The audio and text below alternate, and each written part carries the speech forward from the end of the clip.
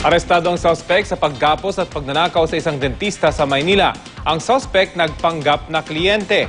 Balitang hatid ni Haji Rieta.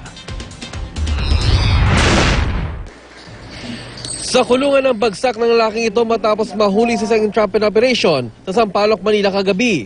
Ang lalaking nakilalang si Ernesto Perez, suspect sa panggagapos at pagnanakaw sa isang dentista noong Lunes.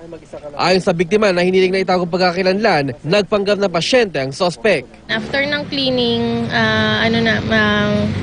nag-declare na siya ng hold up. Sabi niya wala naman daw siyang gagawin sa akin, hindi naman ako sasaktan, basta bigay ko lang yung kailangan niya. So ayun, hiningi niya sa akin yung pera ko, tapos yung cellphone din, yung ATM.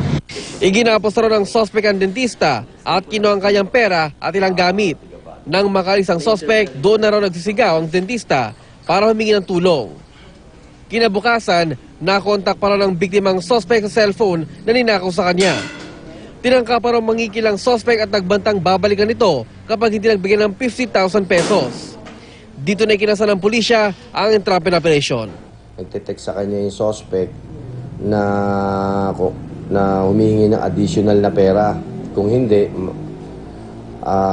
masasaktan o may mangyayaring masama doon sa mga mahal niya sa buhay.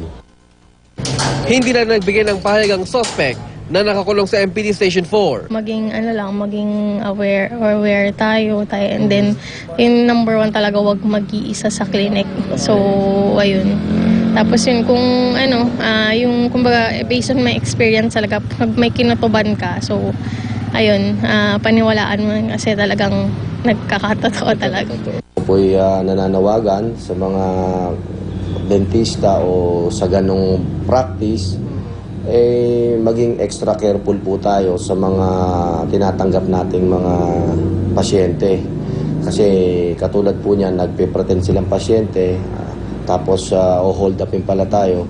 Haji Rieta, GMA News.